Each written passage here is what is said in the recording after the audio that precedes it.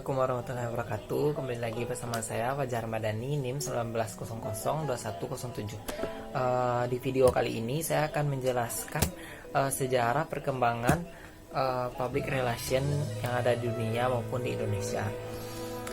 Pertama, humas atau public relation adalah suatu yang sengaja dilakukan, direncanakan secara berkesinambungan untuk menciptakan saling pengertian antara sebuah lembaga atau institusi dengan masyarakat. Sebagai ilmu pengetahuan humas atau PR masih relatif baru di masyarakat bangsa kita. Humas atau PR merupakan gabungan dari berbagai ilmu dan termasuk dalam jajaran ilmu-ilmu sosial seperti ilmu politik, ekonomi, sejarah, psikologi, sosiologi, komunikasi, dan lain. Istilah humas atau PR baru dikenal mulai abad 20-an, yaitu di negara asalnya Amerika Serikat. Humas lahir karena adanya kemajuan-kemajuan dari berbagai bidang kehidupan. Kemajuan yang merupakan kekuatan masyarakat memisahkan manusia ke dalam kelompok dalam tujuan yang berbeda-beda. Untuk mencapai tujuan itu diperlukan kerjasama demi kepentingan bersama. Revolusi industri juga dianggap pemicu lahirnya humas. Berbagai teknik PR sudah diterapkan selama berabad-abad yang lalu, antara lain penyambutan Ratu Balkis terhadap Nabi Sulaiman dengan upacara meriah untuk menghormati kedatangan tamu istimewa.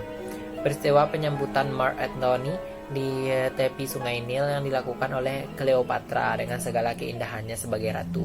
Jadi dapat kita katakan bahwa humas atau PR berfungsi menumbuhkan relasi baik antar setiap komponen masyarakat, menumbuhkan motivasi menjadi proaktif. Publik yang dimaksud di dalam PR adalah kelompok atau publik yang terkait dalam pelaksanaan humas atau PR. Revolusi fungsi humas atau PR. Pertama, lembaga pers. Kedua, publisitas. Ketiga, konsultasi. Lembaga pers, hyping, orang yang dibayar untuk menghadiri promosi sebuah teater, seorang pelakon dan sebagainya, memulai iklan dan pemberitahuan kepada pers, mempromosikan peristiwa misalnya olimpiade, pameran, sambutan pada pahlawan atau orang terkenal atau orang berprestasi. Konferensi pers, suatu peristiwa atau tentang keberadaan seseorang. Adapun gagasan dan pemikiran Lee dalam mengadakan perbaikan pembaruan dinamakan Declaration of Principle. Intinya, publik tidak diabaikan oleh manajemen industri. Publik tidak dianggap bodoh oleh pers. Dalam sejarahnya PR dilahirkan dan dipelopori oleh the father of public relation, yaitu Ivy Lee pada tahun 1906. Ia berhasil menanggulangi kelumpuhan industri batubara di Amerika Serikat dengan sukses. Gambaran kronologis perkembangan PR di dunia. Pertama, abad ke-19, public relation di Amerika dan Eropa merupakan program studi yang mandiri berdasarkan pada perkembangan iptek. Publik masih dianggap bodoh, publik diberi informasi dan dilayani, publik diberikan pendidikan dan dihargai. Pada tahun 1925 di New York, public relation sebagai pendidikan tinggi resmi.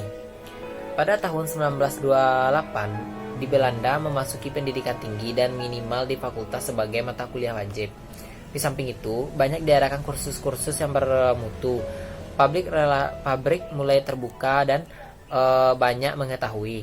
Pada tahun 1968, di Belanda mengalami perkembangan pesat lebih ke arah yang ilmiah karena penelitian yang rutin dan kontinu, sedangkan di Amerika lebih ke arah bisnis. Pabrik dikembangkan di berbagai bidang. Pada tahun 1979 sampai 1990-an, yaitu profesional atau internasional memasuki globalisasi dalam perubahan mental dan kualitas. Tahun 1990-an sampai sekarang, perubahan mental, kualitas, pola pikir, pola pandang, sikap, dan pola perilaku secara nasional atau internasional, membangun kerjasama secara lokal, nasional, dan internasional, saling belajar di bidang politik, ekonomi, sosial budaya, iptek, sesuai kebutuhan era, global, atau informasi. Di samping Ivy Lee, masih ada beberapa tokoh PR seperti Paul Garrett, T.J. Ross, Eric Johnson, Fernie Burnett, Carl Bios, Arthur W. Page. Public Relation di Indonesia.